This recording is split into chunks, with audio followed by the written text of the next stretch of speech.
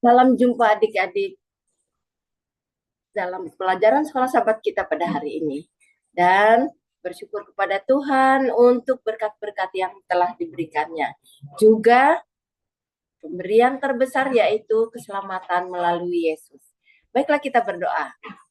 Bapa dalam surga, kami bersyukur untuk kesempatan belajar firman-Mu. Biarlah Roh Kudus dicurahkan bagi kami untuk memberikan pengertian dan juga memberikan kuasa menghidupkan dalam hidup kami. Dalam nama Yesus kami berdoa. Amin. Adik-adik, pelajaran sekolah sahabat kita hari ini tentang jubah pemberian Elia. Jubah pemberian Elia. Nah, dengan ayat hafalan yang tertulis dalam Kisah 1 ayat 8. Kisah 1 ayat 8 bunyinya, tetapi kamu akan menerima kuasa kalau Roh Kudus Tuhan turun ke atas kamu.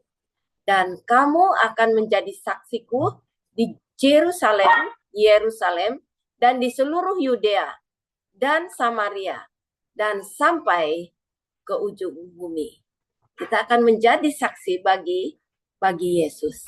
Nah, sekarang pelajaran kita tentang Elisa dan Elia. Mereka sedang berjalan bersama-sama. Elisa mengetahui bahwa tuannya Elia akan diangkat ke surga. Jadi ketika berjalan, Elia mengatakan kepada Elisa, kamu tunggulah di sini. Itu tempatnya pertama di Betel. Tetapi Elisa mengatakan, demi Tuhan yang hidup dan demi hidupku, aku tidak akan meninggalkan kamu. Lalu mereka berjalan terus dari Betel itu menuju ke Jericho. Nah, sama seperti yang telah dilakukannya. Dia minta agar Elisa tetap tinggal di Jericho. Tetapi tidak mau. Elisa tetap mengambil keputusan, demi Tuhan, demi hidupmu, aku tidak akan meninggalkan engkau. Mereka terus melakukan perjalanan dan ke Jordan. Tetapi sebelumnya murid-murid murid-murid nabi-nabi itu mengatakan, tidakkah kamu tahu Elia akan diangkat ke surga? Elisa menyaut, aku tahu dia akan diambil. Nah, sekarang mereka sudah sampai di pinggiran sungai Jordan. Sungai itu penuh dengan air. Mereka tidak dapat menyeberang. Lalu Elisa mengambil jubahnya dan mengubaskannya ke air itu. Heran, air itu berhenti. Sama seperti apa yang dilakukan oleh Joshua ketika bangsa itu mau menyeberang ke Jericho.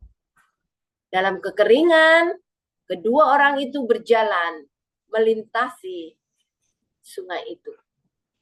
Sekali lagi, Elia mengatakan, dia akan pergi. Dan apa yang kamu akan minta, katanya. Elisa meminta suatu permohonan yang sulit. Dia tidak minta kekayaan karena dia tahu Elia tidak mempunyai kekayaan. Tetapi Elia mempunyai kuasa Roh Kudus. Dan dia mohon ada dua bahagian kuasa Roh Kudus itu diberikan kepadanya. Sama seperti bangsa Israel. Jika anak sulung, dia mendapat dua bahagian dari harta kekayaan ayahnya. Sekarang sebagai ayah, dia minta kepada ayahnya. Dia meminta dua bagian dari Roh Kudus. Nah, Elia bilang, sulit sekali permohonan. Tetapi kalau dapat, engkau akan menerima. Kalau tidak, bersabarlah. Adik-adik, tiba-tiba ada rombongan kuda dengan ditarik kuda dengan keretanya, memisahkan keduanya. Dan kereta ayam api berkuda itu terus menuju ke langit. Elia melemparkan jubahnya. Elisa tahu bahwa itu tanggung jawab yang telah diberikan sebagai penggantinya. Dia menatap terus ke atas dan ke atas sampai kereta itu hilang. Dia penuh dengan terperangah. Artinya dia heran, dia kaget, dan akhirnya dia sadari bahwa dia tinggal sendiri.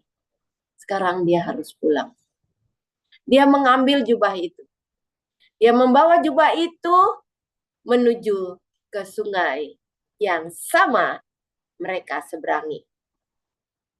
Tiba-tiba dia juga berpikir, apa yang harus dibuat? Dia mengambil jubah yang sama. Dia kebaskan di atas sungai itu. Dan sungai itu kering. Sementara sungai itu kering, dia berjalan melalui sungai itu. Nah, adik-adik, Tuhan memberikan kepada kita kuasa untuk melakukan tugas ya di dalam kehidupan kita. Tetapi kita memerlukan Roh Kudus untuk menguatkan kita, untuk memberikan hikmat dan memberikan kuasa di dalam melakukan tugas kita, sama seperti Elisa pada waktu dia ditinggalkan oleh Elia. Sampai di sini dulu pelajaran sekolah sahabat kita. Marilah kita berdoa. Terima kasih Tuhan untuk cerita pada hari ini. Tolonglah kami juga mendapat kuasa Roh Kudus, agar kami beroleh hikmat dan kami dapat melakukan dengan baik pekerjaan Tuhan. Berkatilah kami ya Tuhan, dan ampuni kesalahan kami, agar jangan terhalang berkat-berkat Tuhan bagi kami. Kami berdoa dalam nama Yesus yang menjadi juru selamat kami. Amin. Adik-adik, sampai jumpa. Sampai bertemu dalam acara kita berikutnya. Tuhan memberkati ya. Salam jumpa.